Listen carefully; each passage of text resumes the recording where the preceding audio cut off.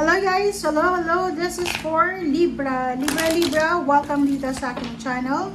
Kapalaran 888, welcome. Alamin natin kung anong messages, vibration, gabay, energy para sa lahat ng Libra. So I hope na makuha mo yung energy, makuha mo yung vibration, makuha mo yung gabay Libra. Okay. There's a Libra na posibleng from August 1 to 15. Posibleng meron silang isi-celebrate na wedding anniversaries, a-attend ng kasal, a-attend ng debut, a-attend ng 60th birthday, or posibleng merong Libra na lilipat ng bahay. Maybe lilipat sila sa mas magandang bahay, or posibleng may mag-asawa ditong Libra and other zodiac sign, maybe fire sign Leo, Aries, Sagittarius, na magdidesisyon sila na magpatayo ng bahay. Malapalasyong bahay to. Comment down below if you resonated.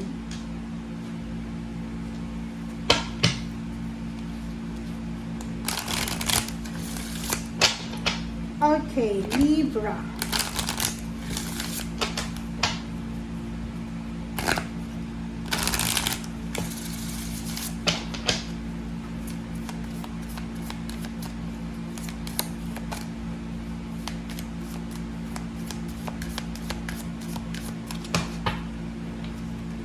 Okay, focus, crystals, and solitude.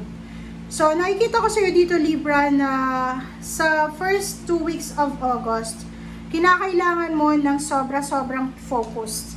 Mag-focus ka daw sa kung ano yung importante sa ngayon, mag-focus ka sa kung ano yung dapat mong bigyan ng focus, and you need to calm yourself. Diba? Parang sinasabi ng baraha dito, Libra, na kailangan mong bigyan ang sarili mo ng pansin.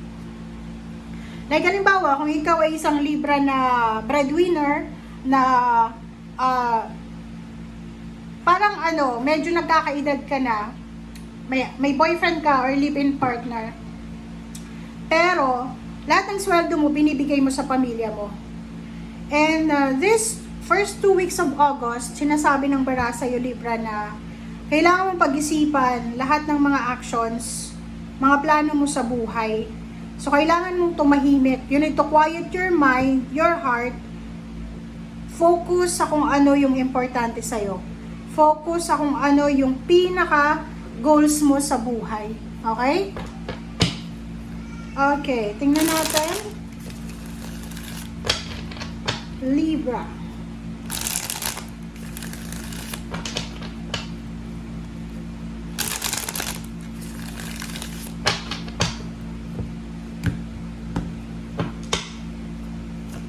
Oops. Ten of Swords, Four of Pentacles, and Four of Swords. Wow. So, maganda yung mga baraha mo dito. This is your energy. This is your energy. So, Libra, meron dito na, maybe marami kang mga pinagdaanan na family problems, emotional problems. And for the first 2 weeks of August, sinasabi ng baraha, huwag kang mag-alala because yung mga pain and heartaches mo, yung mga sama ng loob mo, ay posibleng matapos na. You will recover from pain and heartaches, from the losses, pwedeng namatayan ka, or maybe maraming nawala sa'yo, friends, nawalan ka ng trabaho, nawalan ka ng suporta, or kung ano pa man yan, sinasabi ng bara sa'yo, huwag kang mag-alala kasi makaka-recover ka. Yung Four of Pentacles, meron ditong Libra na from August 1 to 15, sobra-sobra kang magiging kuripot, sobra-sobra kang mag-iipon.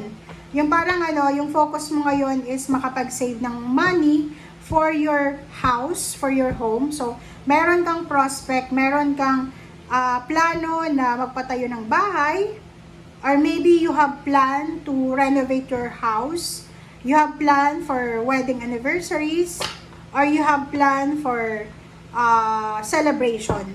So, nakikita ko sir dito na for the first 2 weeks of August, Four of Swords and Solitude, sinasabi na importante na magpahinga. Ilang beses na itong lumabas sa readings mo makinig ka Libra Importante yung pagpapahinga. Importante yung pagfo-focus, pagre-relax. Importante yung wag masyadong nag-iisip ng mga bagay-bagay na pwedeng makasira sa'yo. emotionally and financially, psychologically, mentally. Seven of Swords, Death card, and Ace of Wands. So nakikita ko sa'yo dito, posibleng may taong nanloko sa'yo, maybe financial or maybe emotional. And simula August 1, sinasabi na tapos na to. Kumbaga, halimbawa, may Libra dito na like babae, may manliligaw siya, akala niya napakabuti ng manliligaw niya, hindi niya alam, manluloko pala. So, tutuldo ka na sa linggong ito, sa 2 linggong ito, yung panluloko na ginagawa sa'yo. So, parang yung sobrang excitement mo ay posibleng mapalitan ng inis, ng galit. So, merong revelation of truth, mga katotohanan. Yung mga taong manluloko, like yung nanloko sa'yo, nanloko sa pamilya mo, yung manugang mo na may third party, pwedeng palapan mo na, yung manugang mo na niloloko yung anak mo, posibleng malaman mo na ang katotohanan. Okay. Four of Wands and High Priestess. Ang ganda ng baraha mo, Libra. Two of Pentacles. Alright, so King of Swords. Sinasabi ng baraha yun, ang pinaka-focus mo talaga ngayon is pera.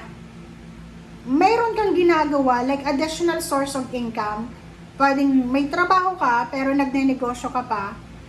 Because gusto mong makapag-ipon ng pera para sa pagpapatayo ng bahay, pagpaparenovate ng bahay, pagbili ng appliances, or maybe para bayaran yung utang, or baka gusto mong mag-celebrate nga ng wedding anniversaries, or kung hindi pa kayo kasal, pwedeng magpakasal sa huwes or sa judge.